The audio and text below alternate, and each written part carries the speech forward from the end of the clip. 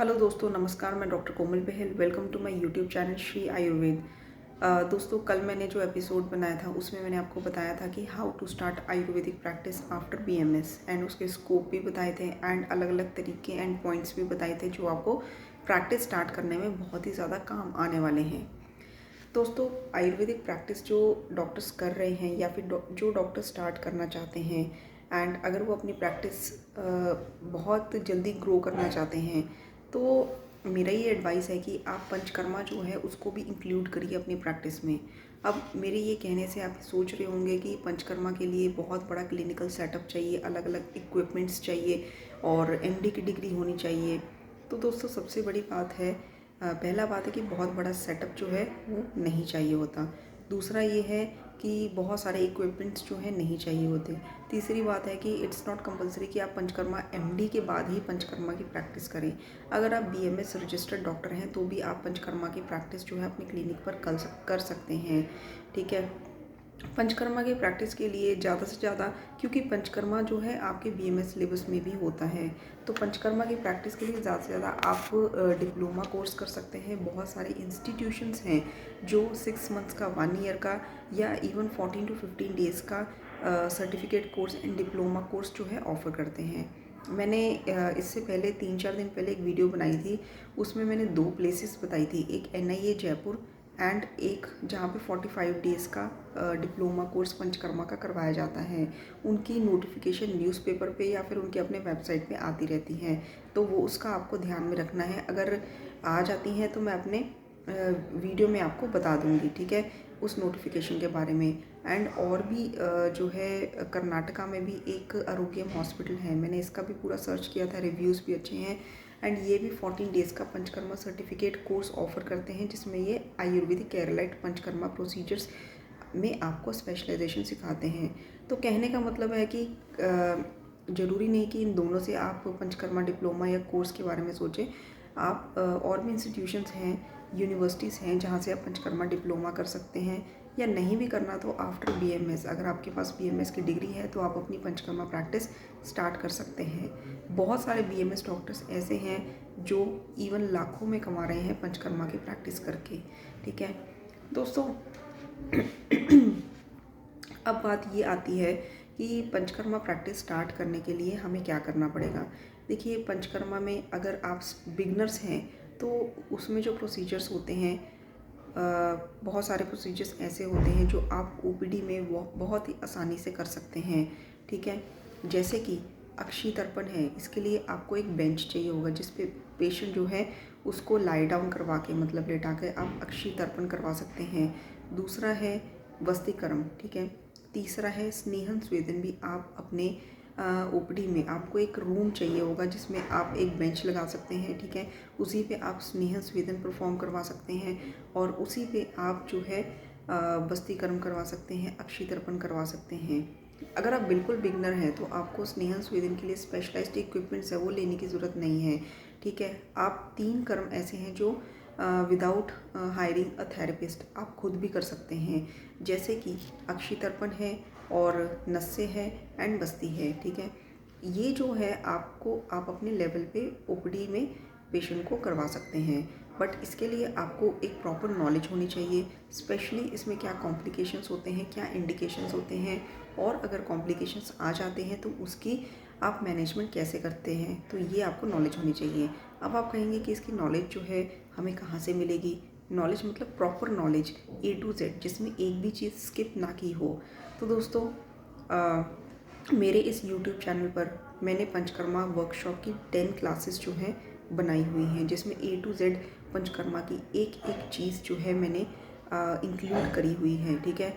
And वो जो classes हैं उसका लिंक मैं आपको डिस्क्रिप्शन बॉक्स में दे दूँगी, जिससे आपको A to Z सारे प्रोसीजर्स जो होते हैं पंचकर्मा के उसकी सारी नॉलेज हो जाएगी। कहाँ पे हम अटकते हैं कि इस डिज़ीज़ में हमने जो है कौन सा तेल यूज़ करना है, कौन सी औषधि यूज़ करनी है, कितनी मात्रा में यूज़ करनी है, क्या काल है, तो स्पेशली इस चीज़ पर फोकस करते हुए ये वीडियो बनाई हुई है, ताकि प्रैक्टिकली आपको पंचकर्मा प्रैक्टिस करने में ये वीडियोस बहुत ही ज़्यादा काम आ सकें।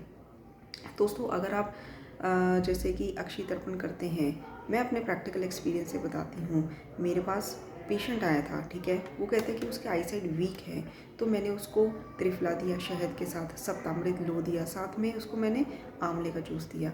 अब सिर्फ मैं अगर शमन चिकित्सा पे फोकस करके उसको ये देती तो कम से कम 6 महीने लग जाते उसकी आईसाइट नंबर ना बढ़ने में और वहीं तक स्टेबल रहने में, ठीक है। लेकिन इसके साथ साथ मैंने क्या किया, मैंने त्रिफला घृत लिया और उसको, मतलब मेरे पास वो फीमेल पेशेंट थी जिसकी एज 15-16 ईयर्स होगी, ठीक है। तो पेरेंट्स वैसे ही बहुत कॉन्शियस होते हैं बच्चों की आईसाइट को लेकर। तो मैंने उसको जब अक्षी तर्पण किया 7 डेज़ तक और सारे प्रिकॉशंस बताए उसको, प्रिकॉशंस बताने बहुत ज़रूरी होते हैं कि आपको टीवी नहीं देखना, स्क्रीन अवॉइड करनी है, फ़ोन की स्क्रीन, लैपटॉप की स्क्रीन, एंड स्पेशली डस्ट में नहीं निकलना है। क्योंकि अगर हम प्रोसीजर करते हैं एंड पेशेंट ये प्रिकॉशंस नहीं लेता तो उसकी आइज़ में स्वेलिंग एंड रेडिशनेस हो जाती है, ठीक है, जिससे वो आपके पास दोबारा से कभी नहीं आएगा। तो प्रिकॉशन समझाते हुए मैंने 7 डेज़ तक उसको अक्षी तर्पण जो है वो किया। एंड आप बिलीव नहीं करेंगे, उसका सिलेंड्रिकल नंबर जो है 0.5 विद इन 1 वीक, जब उसने आफ्टर 1 वीक प्रोसीजर होने के बाद आईसाइट चेक करवाई तो वो कम हो चुका था। एंड उसके बाद उसने कई बार मेरे से प्रोसीजर करवाया और आज की डेट में उसका 3 नंबर से 1 नंबर रह गया स्पेक्स का, ठीक है। तो इस तरह से उस पेशेंट के बाद मेरे पास उसकी फैमिली के सारे जो मेंबर्स जब भी बीमार होते मेरे से ट्रीटमेंट लेते। तो इस तरह से आप अपनी प्रैक्टिस जो है बढ़ा सकते हैं, पेशेंट के ऊपर एक अच्छा इंप्रेशन देके, उसको अच्छे रिजल्ट्स देके, उसको बहुत ज़्यादा बेनिफिट देके।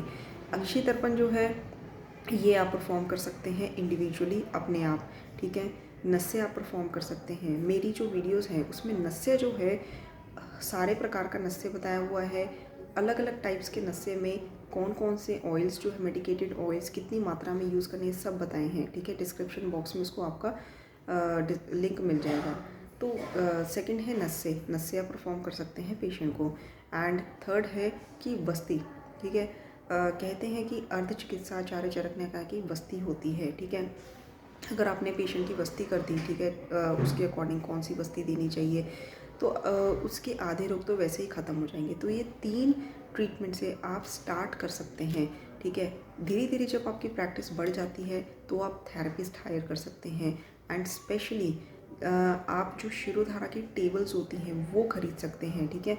तो उसमें क्या होता है कि आप पेशेंट को, जो स्ट्रेस्ड पेशेंट्स होते हैं एंड जो सबोरिक डर्मेटाइटिस के पेशेंट्स होते हैं, बहुत सारे पेशेंट्स होते हैं डर्मेटाइटिस के, ठीक है, तो उनको आप जो है शिरोधारा दे सकते हैं। और शिरोधारा में और भी बहुत सारे इंडिकेशंस होते हैं डिजीज़ के कि कौन से रोग में शिरोधारा देनी चाहिए। और जैसे पित्तज रोग में छाछ होती है उसकी शिरोधारा देनी चाहिए, वातज में तिल तेल की देनी चाहिए। तो इस तरह से आप शिरोधारा भी स्टार्ट कर सकते हैं।